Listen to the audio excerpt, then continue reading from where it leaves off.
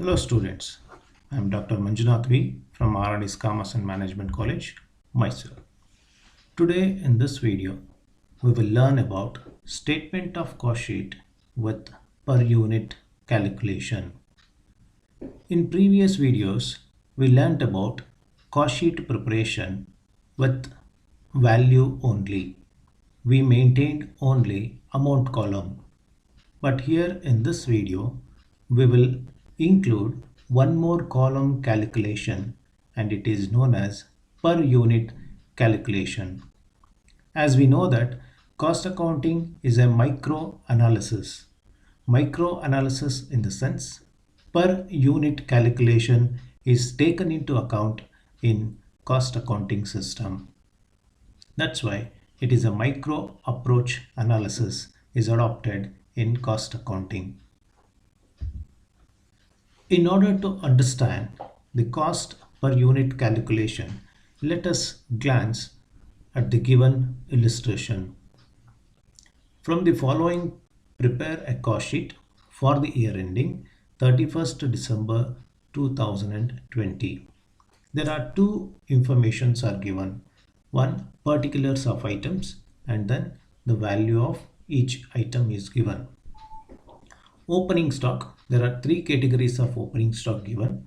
Raw materials 1 lakh, work in progress 50,000, finished goods 80,850. But one more thing we need to understand here is an additional information is given, that is finished goods is given in terms of units, that is 1000 units. The value of this opening stock of finished goods 1000 units is 80,850 rupees. So this is an additional information is given. Whenever information is provided in illustration with respect to number of units of opening stock, closing stock and number of units sold, then we need to maintain a separate column showing the calculation of cost per unit. That's why here in this illustration, we need to maintain a separate column of cost per unit because number of units information is provided. Even in case of closing stock, whether it is raw materials or work in progress, the value is mentioned, but finished goods 2000 units is the closing stock maintained, but for which the value is not given. It's our duty to ascertain the value of finished goods. So that we will find out while solving the illustration. Purchase of raw materials is given 4,25,000. Direct wages amounted to 1 lakh. Direct expenses 50,000 rupees. Sale of scrap is given 10,000 rupees. And factory overheads 100% on direct wages. These kind of adjustments we have already treated. If you observe my previous videos, then you will be in a position to deal the factory overheads at 100% on direct wages. How to calculate 100% on direct wages in order to arrive at factory overheads. These adjustments we already discussed in our previous videos. Office overheads again 10% on works cost. Selling and distribution expenses to be taken as rupees 20 per unit sold. Number of units sold into 20 rupees, that would be the amount of selling and distribution expenses. Sales during the period is 9,000 units. Total number of units sold during the period of 2020, it's 9,000 units. So number of units is given, number of units sold 9,000 units. Find out the selling price per unit so as to earn a profit of 10% on selling price. The profit is to be ascertained based on 10% on selling price. This is what the information provided in an illustration. ಈ ಒಂದು illustration ನಲ್ಲಿ ನಮಗೆ opening stock ಬಗ್ಗೆ ಕೆಲವು ಮಾಹಿತಿಗಳನ್ನು ಕೊಟ್ಟಿದ್ದಾರೆ, closing stock ಬಗ್ಗೆ ಕೆಲವು ಮಾಹಿತಿಗಳನ್ನು ಕೊಟ್ಟಿದ್ದಾರೆ, purchase of raw materials, direct expenses, direct wages, sale of scrap ಅನ್ನೋದ್ರ ಬಗ್ಗೆ ಕೂಡ ಕೆಲವೊಂದು ಅಮೌಂಟ್ನ ಮಾಹಿತಿ ಕೊಟ್ಟಿದ್ದಾರೆ. ಫಿನಿಶ್ಡ್ ಗೂಡ್ಸ್ಗೆ ನಾವು ಎಕ್ಸ್ಕ್ಲೂಸಿವ್ಲಿ ಗಮನಿಸುವಂಥದ್ದಾದರೆ ಫಿನಿಶ್ಡ್ ಗೂಡ್ಸನ್ನ ವ್ಯಾಲ್ಯೂ ರೂಪದಲ್ಲಿ ಓಪನಿಂಗ್ ಸ್ಟಾಕದು ಕೊಟ್ಟು ಯೂನಿಟ್ಸನ್ನು ಕೊಟ್ಟಿದ್ದಾರೆ, ಮತ್ತು ಕ್ಲೋಸಿಂಗ್ ಸ್ಟಾಕ್ನಲ್ಲಿ ಫಿನಿಶ್ಡ್ ಗೂಡ್ಸ್ದು 2000 ಯೂನಿಟ್ಸ್ ಅಂತ ಕೊಟ್ಟು ವ್ಯಾಲ್ಯೂನ ಕ್ವಶನ್ ಮಾರ್ಕ್ ಹಾಕಿದ್ದಾರೆ. ನಾವು ಅದನ್ನು ಸಾಲ್ವ್ ಮಾಡಬೇಕಾದಾಗ ಕಂಡುಹಿಡಿತೀವಿ. ಫ್ಯಾಕ್ಟ್ರಿ ಓವರ್ಹೆಡ್ ಬಗ್ಗೆ ರೈಟ್ ವೇಜಸ್ದು 100% ಅಂತ ಹೇಳಿ, ಆಫೀಸ್ ಓವರ್ಹೆಡ್ಸ್ದು 10% ಆನ್ ವರ್ಕ್ಸ್ ಕಾಸ್ಟ್ ಅಂತ ಹೇಳಿದ್ದಾರೆ. ಸೆಲ್ಲಿಂಗ್ ಆ್ಯಂಡ್ ಡಿಸ್ಟ್ರಿಬ್ಯೂಷನ್ ಓವರ್ಹೆಡ್ಗೆ ಎಷ್ಟು ಯೂನಿಟ್ಸನ್ನು ಸೇಲ್ ಮಾಡಿದಾರೋ ಒಂದು ಯೂನಿಟ್ಗೆ 20 ರೂಪಾಯಿ ಥರ ಕ್ಯಾಲ್ಕುಲೇಟ್ ಮಾಡಿ ಬರೀಬೇಕು ಅಂತ ಮಾಹಿತಿ ಕೂಡ ಕೊಟ್ಟಿದ್ದಾರೆ. ಸೊ ಸೇಲ್ಸ್ ಎಷ್ಟಾಗಿದೆ ಅನ್ನೋದನ್ನು ಯೂನಿಟ್ಸು ನಮಗೆ 9000 ಯೂನಿಟ್ಸ್ ಬಗ್ಗೆ ಮಾಹಿತಿ ಕೊಟ್ಟಿದ್ದಾರೆ. ಸೊ ಯೂನಿಟ್ಸ್ ಅನ್ನೋದು ಇಲ್ಲಿ 3 ಥರ ಕ್ಯಾಲ್ಕುಲೇಷನ್ ಆಗಿರುವಂಥದ್ದು ಈಗಾಗಲೇ ಮಾಹಿತಿ ಇದೆ. ಒಂದು ಓಪನಿಂಗ್ ಸ್ಟಾಕ್ ಯೂನಿಟ್ಸ್ ಎಷ್ಟು ಅಂತ ಕ್ಯಾಲ್ಕುಲೇಷನ್ ಮಾಡಿದ್ದಾರೆ, ಕೊಟ್ಟಿದ್ದಾರೆ ಅದನ್ನು 1000 ಯೂನಿಟ್ಸ್. ಕ್ಲೋಸಿಂಗ್ ಸ್ಟಾಕ್ದು ಫಿನಿಶ್ಡ್ ಗೂಡ್ಸ್ದು ಯೂನಿಟ್ಸ್ ಎಷ್ಟಿದೆ ಅಂತ ಹೇಳ್ತಾ ಇದ್ದಾರೆ, ಅದು 2000 ಯೂನಿಟ್ಸ್. ಸೇಲ್ ಎಷ್ಟಾಗಿದೆ ನಂಬರ್ ಆಫ್ ಯೂನಿಟ್ಸ್ ಅನ್ನೋದ್ರ ಬಗ್ಗೆ ಮಾಹಿತಿ ಕೊಟ್ಟಿದ್ದಾರೆ, 9000 ಯೂನಿಟ್ಸ್. ಸೊ ನಾವು ಎಷ್ಟು ಸೆಲ್ಲಿಂಗ್ ಪ್ರೈಸನ್ನು ಫಿಕ್ಸ್ ಮಾಡಬೇಕು, 10% ಸೆಲ್ಲಿಂಗ್ ಪ್ರೈಸನ್ನು ಪ್ರಾಫಿಟನ್ನು ನಾವು ಅರ್ನ್ ಮಾಡಬೇಕಾದ್ರೆ ಅನ್ನೋದನ್ನು ಕ್ವಶನ್ ಕೊಟ್ಟಿದ್ದಾರೆ. ಲಾಸ್ಟಲ್ಲಿ ನಾವು ಅದನ್ನು ಸೆಲ್ಲಿಂಗ್ ಪ್ರೈಸ್ ಪರ್ ಯೂನಿಟ್ನ ಕಾಸ್ಟ್ ಶೀಟ್ನಲ್ಲಿ ತೋರಿಸ್ಬೇಕು. ಬಟ್ ಇಲ್ಲಿ before moving on to preparation of cost sheet we need to prepare an working note. ಯಾವ ವರ್ಕಿಂಗ್ ನೋಟನ್ನು ಪ್ರಿಪೇರ್ ಮಾಡಬೇಕು? ಫಿನಿಶ್ಡ್ ಗೂಡ್ಸ್ ಯೂನಿಟ್ಸ್ ಇದೆ, opening stock. Closing stock finished goods ಇದೆ, units. Sales ಇದೆ. ಪರ್ ಯೂನಿಟ್ ಕಾಲಮ್ ಮೇಂಟೈನ್ ಮಾಡಬೇಕು ಅನ್ನೋದಾದರೆ ನಾವು statement of cost ಶೀಟ್ನಲ್ಲಿ ನಮಗೆ ಪ್ರೊಡಕ್ಷನ್ ಎಷ್ಟಾಗಿದೆ ಅನ್ನೋದು ಗೊತ್ತಿರಬೇಕು. ಎಷ್ಟು ಯೂನಿಟ್ಸನ್ನು ಪ್ರೊಡ್ಯೂಸ್ ಮಾಡ್ತೀವೋ ಆ ಯೂನಿಟ್ಸಿಂದ ನಾವು ಇಲ್ಲಿ ಕೊಟ್ಟಿರುವಂಥ ಅಮೌಂಟ್ಸ್ ಏನಿದೆ ಈ ಅಮೌಂಟನ್ನು ಡಿವೈಡ್ ಮಾಡಿದಾಗ ಕಾಸ್ಟ್ ಪರ್ ಯೂನಿಟ್ ಅಂತ ಸಿಗುತ್ತೆ. ಹಾಗಿದ್ಮೇಲೆ ನಂಬರ್ ಆಫ್ ಯೂನಿಟ್ಸ್ ಪ್ರೊಡ್ಯೂಸ್ಡ್ ಎಷ್ಟು ಅಂತ ನಾವು ಕಂಡುಹಿಡಿಬೇಕು. So here in this illustration number of units produced is not given. That's why first we need to ascertain the number of units given, and then later on we will jump into preparation of statement of cost sheet. So first concentrate on working note. Working note on calculation of number of units produced. ಎಷ್ಟು ಉತ್ಪಾದನೆ ಮಾಡಲಾಗಿದೆ ಯೂನಿಟ್ಸನ್ನು ಅಂತ ನಾವು ಕಂಡುಹಿಡಿಬೇಕು.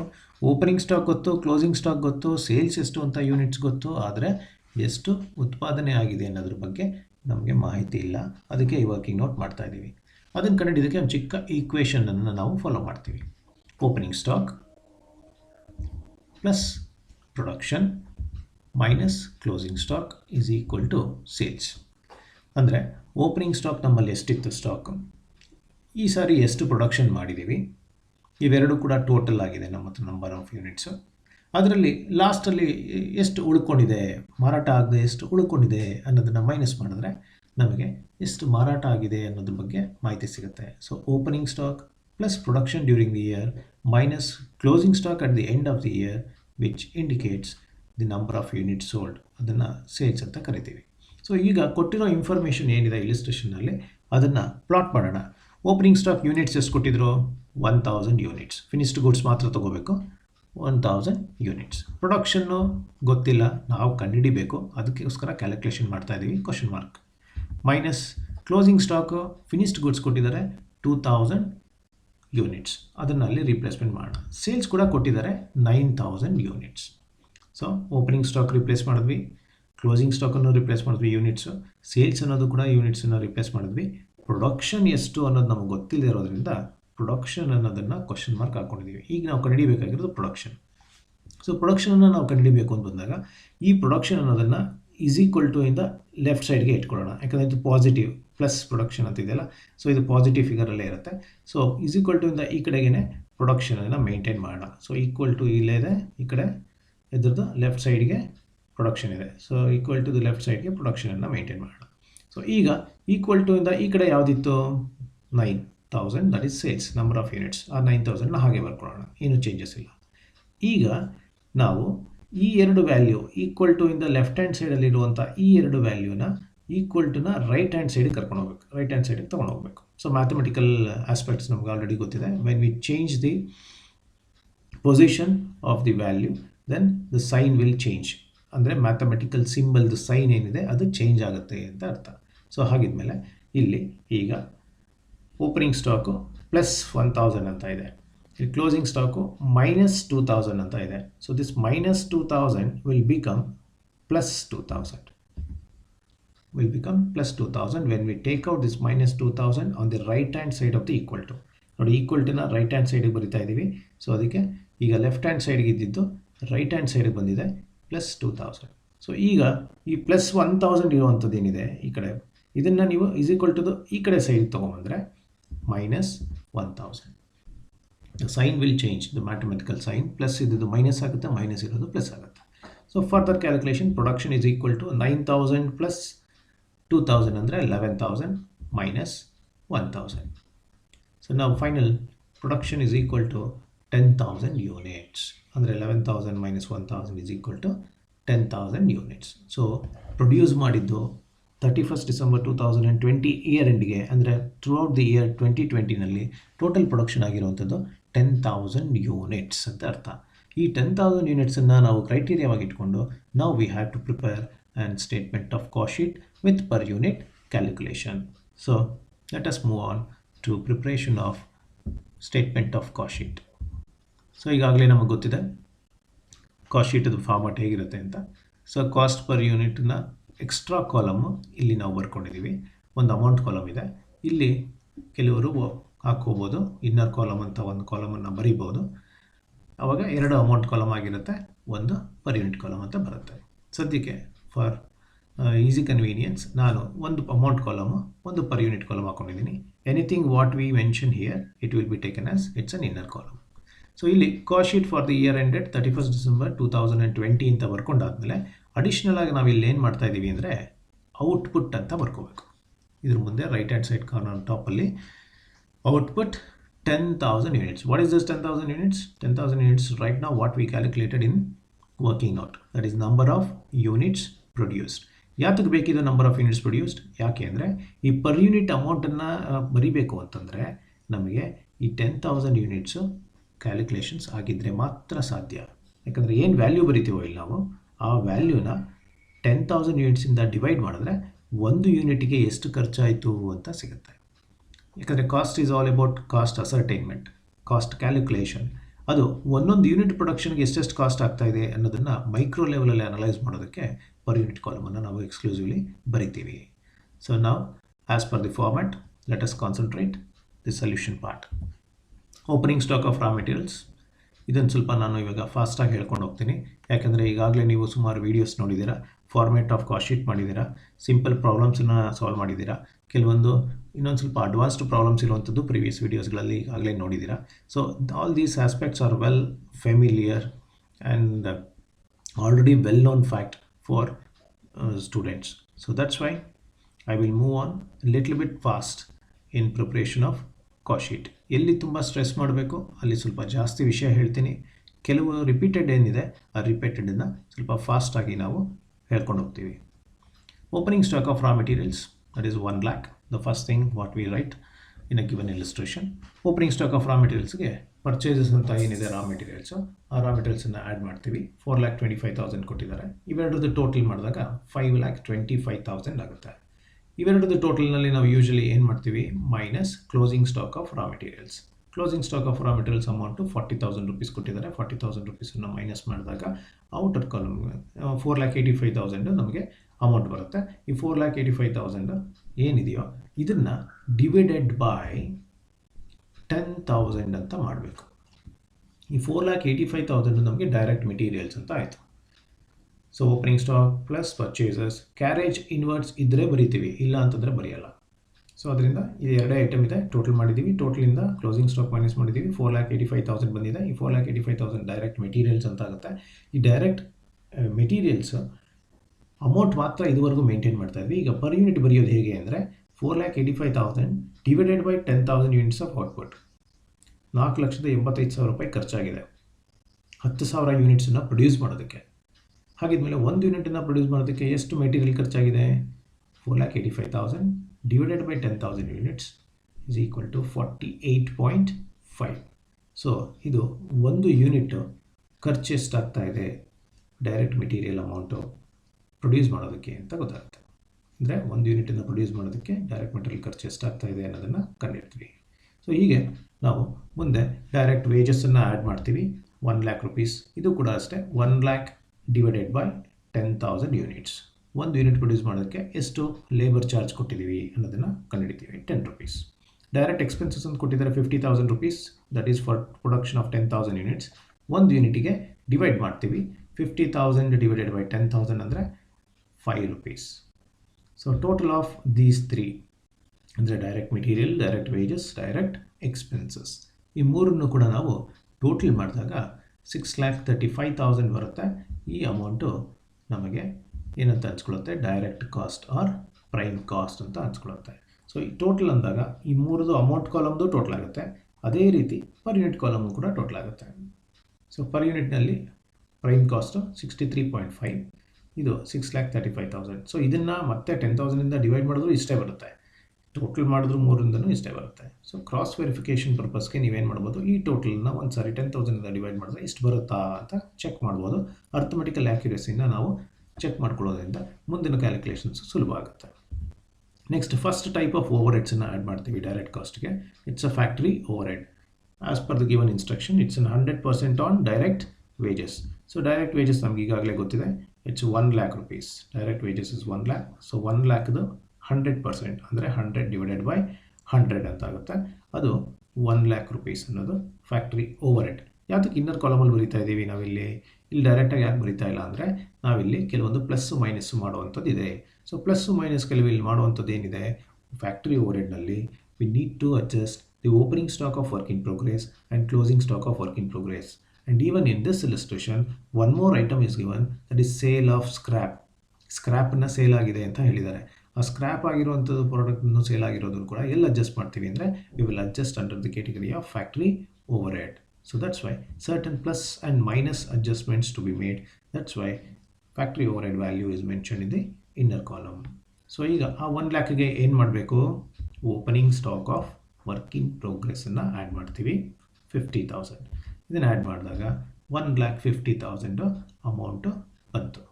So continue ಮಾಡೋಣ. Next ಸ್ಲೈಡ್ನಲ್ಲಿ 1,50,000 amount ಬಂದಿದೆ. ಈ 1,50,000 ಅಮೌಂಟನ್ನು ನಾವು ಇಲ್ಲಿ ಮೆನ್ಷನ್ ಮಾಡ್ತೀವಿ ಕಂಟಿನ್ಯೂ ಮಾಡುವಾಗ. ಮತ್ತು ಅದೇ ರೀತಿ ಗಮನದಲ್ಲಿ ಇಟ್ಕೋಬೇಕು, ಈ ಪ್ರೈಮ್ ಕಾಸ್ಟು 6,35,000 ಇದೆ, ಇದು 63.5 ನಮಗೆ ಪರ್ ಯೂನಿಟ್ನಲ್ಲಿ ಪ್ರೈಮ್ ಕಾಸ್ಟ್ ಇದೆ ಅಂತ.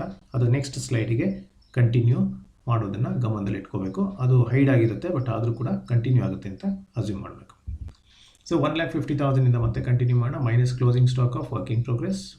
Closing stock of work in ಪ್ರೋಗ್ರೆಸ್ಸಲ್ಲಿ 40,000 ರೂಪಾಯಿ ಕೊಟ್ಟಿದ್ದಾರೆ. So 40,000 rupees is to be deducted and the remainder difference is 1,10,000.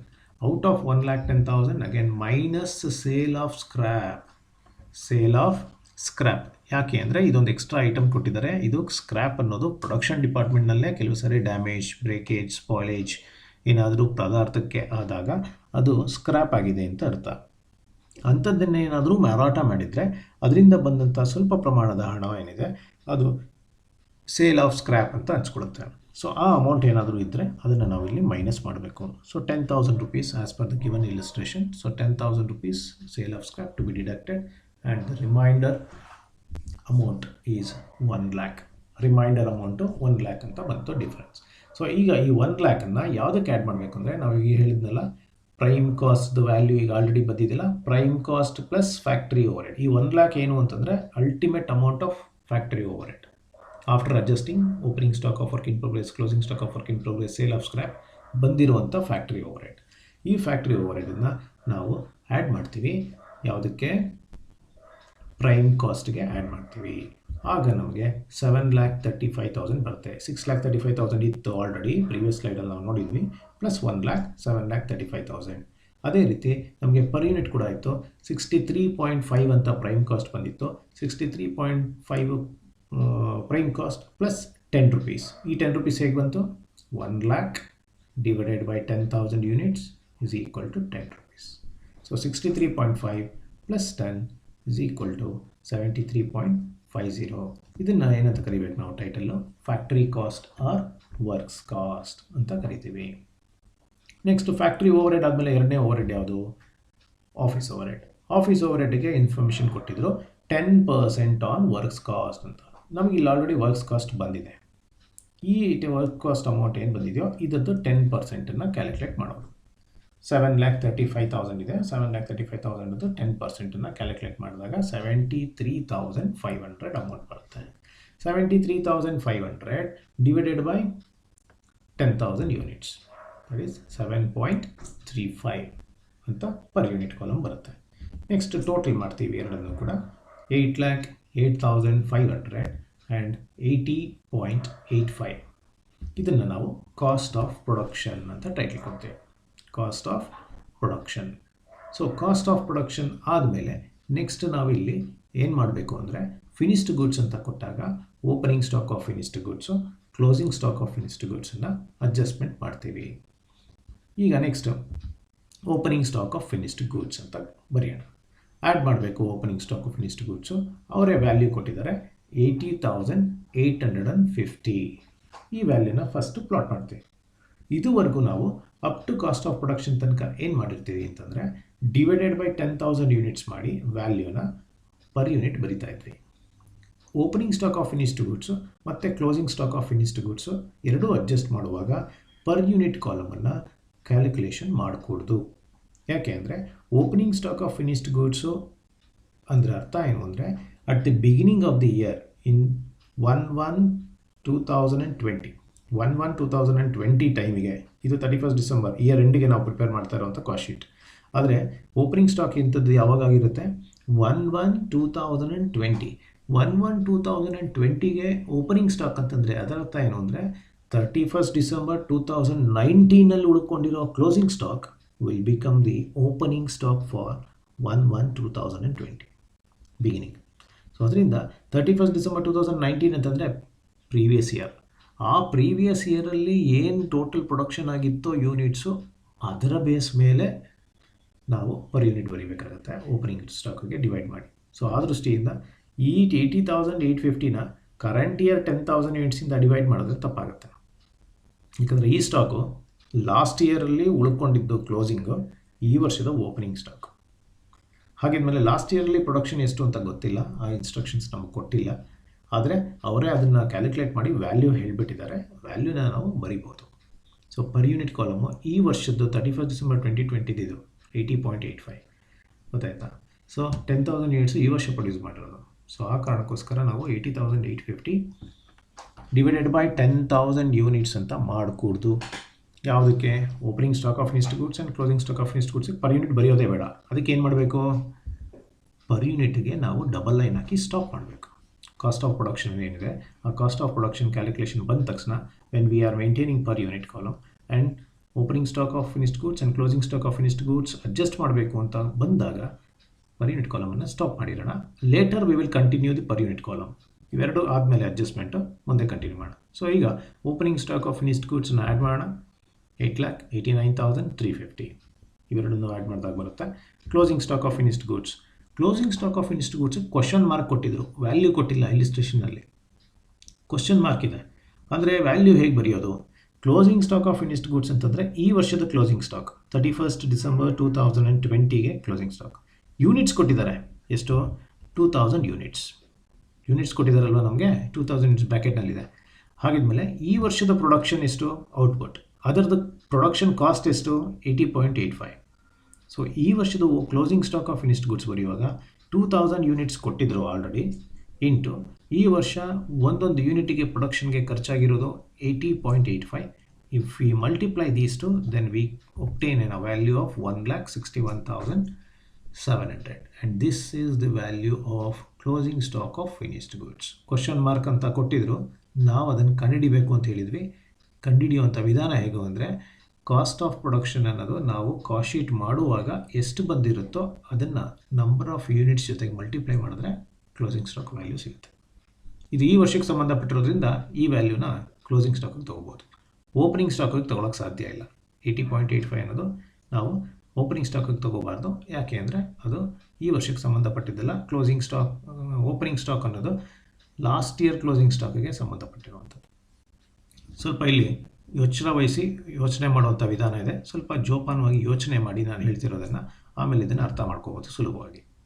So next total ಇವೆರಡು ಕೂಡ net difference, total in the sense net difference 8,89,350 minus 1,61,700 ಮಾಡಿದಾಗ 7,27,650. ಅದನ್ನು cost of goods sold ಅಂತ ಬರೀತೀವಿ.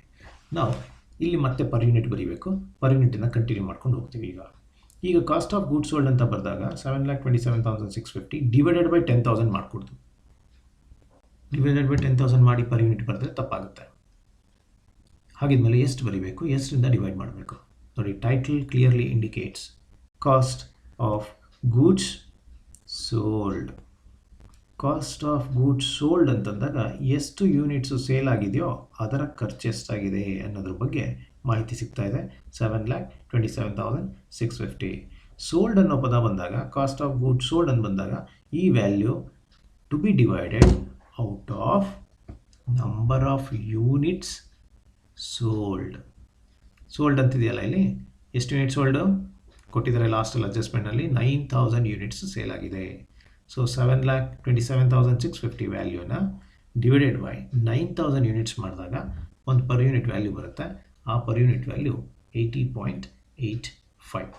ಆ 80.85 ಅನ್ನೋದನ್ನು ಇಲ್ಲಿ ಬರ್ಕೊಂಡು ನಂತರ ಈಗ ಕಂಟಿನ್ಯೂ ಮಾಡಬೇಕು ನಾವು. ಕ್ಯಾಲ್ಕುಲೇಷನ್ ನಮ್ಮದು ಮುಂದಿನ ಏನಿದೆ ಆ ಮುಂದಿನ ಕ್ಯಾಲ್ಕುಲೇಷನನ್ನು ನಾವು ಈಗ ಕಂಟಿನ್ಯೂ ಮಾಡ್ಕೊಂಡು ಹೋಗಬೇಕು. ಯೂಶಲಿ ನಾವು ಇಲ್ಲಿ ಏನು ಸ್ಟಾಪ್ ಮಾಡಿರ್ತೀವಿ cost of production per unit ಕಾಲಮ್ಗೆ ವ್ಯಾಲ್ಯೂ, ಇದಕ್ಕೆ ತುಂಬ ಹತ್ತಿರವಾದಂಥ ಅಥವಾ ಇದರಿಂದ ಕೆಲವೊಂದು 5 ಪೈಸೆಯಷ್ಟು, ಕೆಲವು ಸಾರಿ ಒಂದು 5ರಿಂದ 6-10 ಪೈಸೆಯಷ್ಟು ಮಾತ್ರ ಡಿಫರೆನ್ಸ್ ಬರುವಷ್ಟು ಇಲ್ಲಿ ಪರ್ ಯೂನಿಟ್ ವ್ಯಾಲ್ಯೂ ಬರುತ್ತೆ. ಆಲ್ಮೋಸ್ಟ್ ಇದೇ ವ್ಯಾಲ್ಯೂ ಇಲ್ಲಿ ಬರುತ್ತೆ ಯೂಶಲಿ ಬರುತ್ತೆ. ಅಮೌಂಟ್ ಕೆಲವು ಸಾರಿ ಕರೆಕ್ಟಾಗಿ ಮ್ಯಾಚ್ ಮಾಡಿದರೆ ಎಲ್ಲನೂ ಕೂಡ ಬರುತ್ತೆ. ಆದರೆ ಕೆಲವು ಸಾರಿ ಏನಾಗ್ಬೋದು 80.85 ಇಲ್ಲಿ ಬಂದು ಸ್ಟಾಪ್ ಆಗಿರುತ್ತೆ, ಇಲ್ಲಿ 80.80 ಬರ್ಬೋದು. ತೊಂದರೆ ಏನಿಲ್ಲ, ಕಂಟಿನ್ಯೂ ಮಾಡಬೇಕು. ನಮ್ಮ ಪ್ಯಾಟ್ರನ್ ಆಫ್ ಕ್ಯಾಲ್ಕುಲೇಷನ್ಸು ಸರಿ ಇರಬೇಕಷ್ಟೇ ಹೊರತು ನಾವು ಅದು ತಪ್ಪು ಅಂತ ಕರೆಯೋಕ್ಕಾಗಲ್ಲ. ಪ್ಲಸ್ಸು ಮೈನಸ್ಸು ಬೇರೆ ಎಲ್ಲ ಅಡಿಷನ್ ಎಲ್ಲ ಕರೆಕ್ಟಾಗಿ ಆಗಿದ್ದರೆ ಆಗ ಇಲ್ಲಿ ಕೆಲವು ಸಾರಿ ಒಂದು 5 ಪೈಸೆ ಡಿಫ್ರೆನ್ಸಸ್ ಬಂದರೂ nothing to worry, we can continue our calculation. But 80.85 ಬದಲು 70.85 ಬಂದರೆ 10 ರೂಪಾಯಿ ಅಷ್ಟು ಕಡಿಮೆ ಆಯಿತು ಅಂದರೆ ನಾವೆಲ್ಲ ತಪ್ಪು ಮಾಡಿದ್ದೀವಿ ಅಂತ ಗೊತ್ತಾಯ್ತಾ. 1 ರೂಪಾಯಿ 2 ರೂಪಾಯಿ 5 ರೂಪಾಯಿ ಅಷ್ಟು ಡಿಫ್ರೆನ್ಸ್ ಬರ್ತಾ ಇದೆ ಅಂತಂದಾಗ ಎಲ್ಲೋ ಕ್ಯಾಲ್ಕುಲೇಷನ್ಸಲ್ಲಿ ಸ್ವಲ್ಪ ವ್ಯತ್ಯಾಸ ಆಗಿರಬಹುದು ಅನಿಸುತ್ತೆ. ಅದನ್ನು ಒಂದ್ಸರಿ ಕ್ರಾಸ್ ಚೆಕ್ ಮಾಡೋದು ಒಳ್ಳೆಯದು. ನೆಕ್ಸ್ಟ್ ಕಾಸ್ಟ್ ಆಫ್ ಗೂಡ್ಸ್ ಸೋಲ್ಡಿಂದ ಕಂಟಿನ್ಯೂ ಮಾಡೋಣ. ಕಾಸ್ಟ್ ಆಫ್ ಗೂಡ್ಸ್ ಸೋಲ್ಡ್ ಬರ್ತಿದ್ವಿ, ಆಮೇಲೆ ಆ್ಯಡ್ ಮಾಡೋದು last overhead, selling overhead. Selling overhead ಕೊಟ್ಟಿರೋಂಥದ್ದು ಏನಂದರೆ ₹20 ಪರ್ ಯೂನಿಟ್ ಸೋಲ್ಡ್. ಒಂದು ಯೂನಿಟ್ ಸೇಲ್ ಆಗಿದ್ದು ಎಷ್ಟು, ಒಂದು ಯೂನಿಟ್ ಸೇಲ್ ಆದರೆ 20 ರೂಪಾಯಿ. ಎಷ್ಟು ಯೂನಿಟ್ ಸೇಲ್ ಆಗಿದೆ? 9,000 ಯೂನಿಟ್ಸನ್ನು ಸೇಲ್ ಮಾಡಿದ್ದಾರೆ. ಒಂದು ಯೂನಿಟ್ ಸೇಲ್ ಆದರೆ 20 ರೂಪಾಯಿ ಖರ್ಚಾಗುತ್ತೆ. 9,000 ಯೂನಿಟ್ಸಿಗೆ ಎಷ್ಟು ಮಲ್ಟಿಪ್ಲೈ ಮಾಡ್ತೀವಿ? 1,80,000. 1,80,000 again should not be divided out of 10,000. 10,000 ಯೂನಿಟ್ಸಿಂದ ಡಿವೈಡ್ ಮಾಡಬಾರ್ದು. ನಾವು ಕಾಸ್ಟ್ ಶೀಟ್ ಮೇಲ್ಗಡೆ ಬರ್ದುಬಿಟ್ಟಿರ್ತೀವಿ 10,000 ಯೂನಿಟ್ಸ್ ಅಂತ. ಈ 10,000 ಯೂನಿಟ್ಸ್ ಎಲ್ಲಿಗೆ ಸ್ಟಾಪ್ ಆಗುತ್ತೆ ಅಂದರೆ ಕಾಸ್ಟ್ ಆಫ್ ಪ್ರೊಡಕ್ಷನ್ ಕ್ಯಾಲ್ಕುಲೇಷನ್ ಬಂದ ತಕ್ಷಣ ಪರ್ ಯೂನಿಟಿಗೆ ಸ್ಟಾಪ್ ಆಗಿಬಿಡುತ್ತೆ. ಇನ್ನು ಮುಂದೆ ಕಾಸ್ಟ್ ಆಫ್ ಗೂಡ್ಸ್ ಸೋಲ್ಡಿಂದ ಮುಂದೆ ಎಲ್ಲ ಎಷ್ಟರಿಂದ ಡಿವೈಡ್ ಮಾಡಬೇಕು ಅಂತಂದರೆ ನಂಬರ್ ಆಫ್ ಯೂನಿಟ್ಸ್ ಸೋಲ್ಡ್ ಅಷ್ಟರಿಂದ ಡಿವೈಡ್ ಮಾಡಬೇಕು. ಅಂದರೆ ಇಲ್ಲೂ ಕೂಡ ಅಷ್ಟೇ 1,80,000 ಡಿವೈಡೆಡ್ ಬೈ ಯೂನಿಟ್ ಸೋಲ್ಡ್ 9,000. 9,000ಇಂದ ಡಿವೈಡ್ ಮಾಡಿದ್ರೆ ನಿಮಗೆ 20 ರೂಪೀಸ್. ಆಬ್ವಿಯಸ್ಲಿ ಅವರೇ ಹೇಳಿದಾರಲ್ಲ 20 ರೂಪೀಸ್ ಪರ್ ಯೂನಿಟ್ ಅಂತ, ಡೈರೆಕ್ಟಾಗೂ ಬರಿಬೋದು. ಇಲ್ಲಾಂದರೆ 1,80,000 ಡಿವೈಡೆಡ್ ಬೈ 9,000 ಯೂನಿಟ್ ಸೋಲ್ಡ್ ಅಂದಾಗ 20. ಇಲ್ಲಿಂದ ಮುಖ್ಯದೆಲ್ಲನೂ ಕೂಡ 9,000 ಯೂನಿಟ್ಸಿಂದನೇ ಡಿವೈಡ್ ಮಾಡಿ ಪರ್ ಯೂನಿಟಿಗೆ ಬರೀಬೇಕು. ಎರಡದು ಟೋಟಲ್ ಮಾಡೋಣ. 9,07,650 ಆ್ಯಂಡ್ ದೆನ್ 100.85 ಅಂತ ಆಯಿತು. ಇದನ್ನು ನಾವು cost of sales or total cost ಅಂತ ಕರಿತೀವಿ. ಇದರ ನೆಕ್ಸ್ಟು ನಾವು ಪ್ರಾಫಿಟನ್ನು ಯೂಶಲಿ ಆ್ಯಡ್ ಮಾಡ್ತಾಯಿದ್ವಿ. ಪ್ರಾಫಿಟನ್ನು ಆ್ಯಡ್ ಮಾಡೋದಕ್ಕೆ ಇನ್ಫಾರ್ಮೇಷನನ್ನು ಕೂಡ ನಮಗೆ ಕೊಟ್ಟಿದ್ದಾರೆ. 10% ಆನ್ ಯಾವುದ್ರ ಮೇಲೆ? ಸೆಲ್ಲಿಂಗ್ ಪ್ರೈಸ್ ಮೇಲೆ ಕೊಟ್ಟಿದ್ದಾರೆ. 10% ಆನ್ ಸೆಲ್ಲಿಂಗ್ ಪ್ರೈಸ್ ಕೊಟ್ಟಿದ್ದಾರೆ ಅಂತಂದಾಗ ಈಗ ನಮಗೆ ಸೆಲ್ಲಿಂಗ್ ಪ್ರೈಸ್ ಎಷ್ಟು ಅಂತ ಗೊತ್ತಿಲ್ಲ. ಪ್ರಾಫಿಟ್ ಬರೆದಾದ್ಮೇಲೆ ಇಲ್ಲಿ ಸೆಲ್ಲಿಂಗ್ ಪ್ರೈಸ್ ಬರುತ್ತೆ ಆ್ಯಡ್ ಮಾಡಿದ್ಮೇಲೆ ಕಾಸ್ಟ್ ಆಫ್ ಸೇಲ್ಸ್ಗೆ. ಬಟ್ ಇಲ್ಲಿ ಸೆಲ್ಲಿಂಗ್ ಪ್ರೈಸ್ ಎಷ್ಟು ಅಂತ ಗೊತ್ತಿಲ್ಲದೆ ಇದ್ರ ಮೇಲೆ ಅಮೌಂಟು 10% ಪ್ರಾಫಿಟ್ ಆಗಿರುತ್ತೆ ಅಂತಂದಾಗ ಕಂಡುಹಿಡಿಯೋದು ಕಷ್ಟ ಆಗುತ್ತೆ. ಯಾಕಂದರೆ ಈ ವ್ಯಾಲ್ಯೂನೇ ಗೊತ್ತಿಲ್ಲಲ್ಲ, ಸೆಲ್ಲಿಂಗ್ ಪ್ರೈಸ್ ವ್ಯಾಲ್ಯೂನೇ ಗೊತ್ತಿಲ್ಲ, ಸೇಲ್ಸ್ ವ್ಯಾಲ್ಯೂನೇ ಗೊತ್ತಿಲ್ಲ.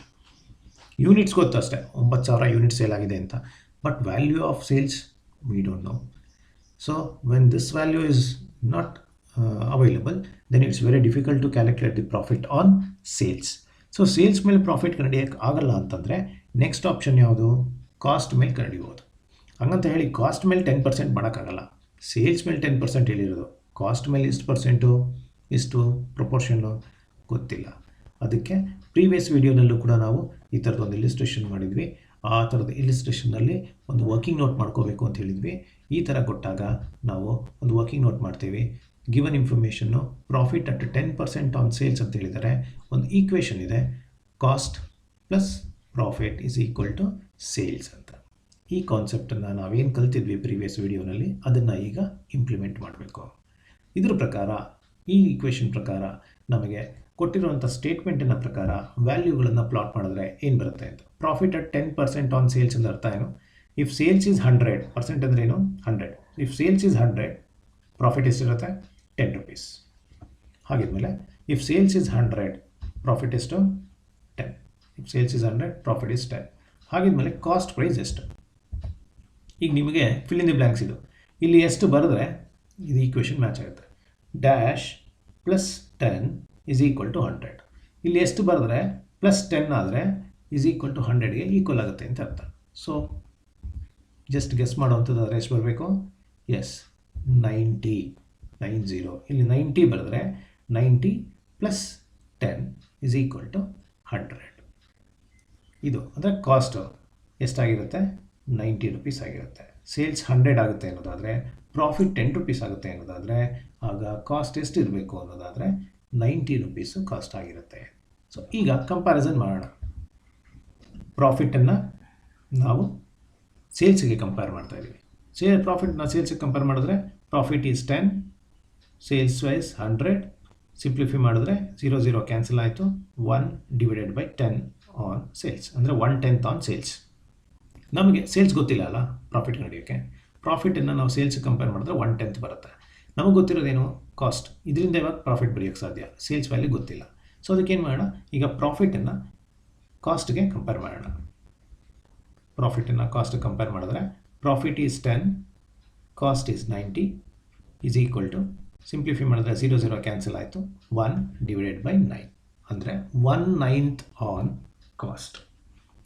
1/10 ಆನ್ ಸೇಲ್ಸ್ ಅಂದ್ರೂ ಇಷ್ಟೇ ಪ್ರಾಫಿಟ್, 1/9 ಆನ್ ಕಾಸ್ಟ್ ಅಂದರೂ ಕೂಡ ಇಷ್ಟೇ ಪ್ರಾಫಿಟ್ ಆಗಿರುತ್ತೆ ಅನ್ನೋ ಒಂದು ಕನ್ಕ್ಲೂಷನ್ ಕೊಡುತ್ತೆ. So therefore profit can be ascertain 1/10 on sales or 1/9 on cost. ನಮಗೀಗ ಸೇಲ್ಸ್ ಗೊತ್ತಿಲ್ಲ, ಕಾಸ್ಟ್ ಗೊತ್ತಿದೆ. ಸೊ ಟೋಟಲ್ ಕಾಸ್ಟ್ ಅಂತ ಏನಿದೆಯೋ ಇದ್ರದ್ದು ವ್ಯಾಲ್ಯೂದು 1/9 ಮಾಡಿದ್ರೆ ಪ್ರಾಫಿಟ್ ಬರುತ್ತೆ. ಹಾಗಿದ್ಮೇಲೆ 9,07,650 ಟೋಟಲ್ ಕಾಸ್ಟ್ ಇಂಟು 1/9. ಆ 1/9 ಮಾಡಿದಾಗ 1,08,50 ವ್ಯಾಲ್ಯೂ ಬರುತ್ತೆ. ಇದನ್ನು ನಾವು ಪ್ರಾಫಿಟ್ ಅಂತ ಕರಿತೀವಿ. ಸೊ ನೆಕ್ಸ್ಟು ಡಿವೈಡ್ ಮಾಡುವಂಥದ್ದು. ಸೊ ಇದನ್ನು ಡಿವೈಡೆಡ್ ಬೈ ಎಷ್ಟು ಯೂನಿಟ್ಸು? 9,000 ಯೂನಿಟ್ಸ್. ಎಷ್ಟು ಬರೀಬೇಕದು? 9,000 ಯೂನಿಟ್ಸಿಂದ ಡಿವೈಡ್ ಮಾಡಬೇಕು. ಯಾಕಂದರೆ ಸೇಲ್ ಆಗಿರೋದು 9,000 ಯೂನಿಟ್ಸು, ನಮಗೆ ಪ್ರಾಫಿಟ್ ಬರೋದು ಕೂಡ 9,000 ಯೂನಿಟ್ಸ್ ಸೇಲ್ಗೆ ಬರುವಂಥದ್ದು 11.20. ನೆಕ್ಸ್ಟು ಇವೆರಡನ್ನು ಟೋಟಲ್ ಮಾಡೋಣ. 10,08,500 and then 112.05 that is sales. Sales value ಅನ್ನೋದು 10,08,500 ಆಯಿತು. Find out the selling price per unit ಅಂತ ಹೇಳಿದರು. ಇದು selling price per unit fix ಮಾಡುವಂಥದ್ದು ನಾವು 1 ಯೂನಿಟಿಗೆ. ಸೊ ಇದು ತುಂಬ ಎಲಾಬ್ರೇಟ್ ಆಗಿರುವಂಥ ಒಂದು ಇಲಿಸ್ಟ್ರೇಷನ್ನು. ಒಂದಲ್ಲ 2 ಸಾರಿ ನೀವು ವಿಡಿಯೋನ ನೋಡಿ. ಪ್ರೀವಿಯಸ್ ವೀಡಿಯೋಸ್ಗಳನ್ನು ನೀವು ನೋಡಿದರೆ ಸುಲಭವಾಗಿ ನಿಮಗೆ ಅರ್ಥ ಆಗುತ್ತೆ. ಯಾಕಂದರೆ ಕೆಲವು ಆಸ್ಪೆಕ್ಟ್ಸ್ಗಳನ್ನು ಪ್ರೀವಿಯಸ್ ವೀಡಿಯೋನಲ್ಲಿ ಈಗಾಗಲೇ ಚರ್ಚೆ ಮಾಡಿದ್ದೀವಿ, ಇನ್ ಡೀಟೇಲಾಗಿ ಚರ್ಚೆ ಮಾಡಿದ್ದೀವಿ. ಸೊ ಆ ವೀಡಿಯೋಸ್ಗಳನ್ನು as a foundation, as a base ಆಗಿಟ್ಕೊಂಡು ಇಲ್ಲಿ ಪರ್ ಯೂನಿಟ್ ಕ್ಯಾಲ್ಕುಲೇಷನ್ಸ್ಗಳನ್ನು ಹೇಗೆ ಮಾಡ್ತಾ ಇದ್ದೀವಿ, ಹೇಗೆ ನಾವು ಅದನ್ನು ಬರಿತಾ ಇದ್ದೀವಿ ಅನ್ನೋದನ್ನು ಕಾನ್ಸಂಟ್ರೇಟ್ ಮಾಡೋದು ಸುಲಭ ಆಗುತ್ತೆ. ಸೊ ಅದರಿಂದ ಪ್ರೀವಿಯಸ್ ವೀಡಿಯೋಸನ್ನು ಕಲ್ತಿರೋದನ್ನು ಕೂಡ ಹೆಚ್ಚು ಗಮನದಲ್ಲಿಟ್ಕೊಂಡು ಈ ಒಂದು ಇಲಿಸ್ಟ್ರೇಷನನ್ನು ನಾವು ಕಾನ್ಸಂಟ್ರೇಟ್ ಮಾಡೋದಾದರೆ ತುಂಬ ಸುಲಭವಾಗಿ ಅರ್ಥ ಆಗುತ್ತೆ. Thanks for watching this video. I will see you in the next video. Thank you.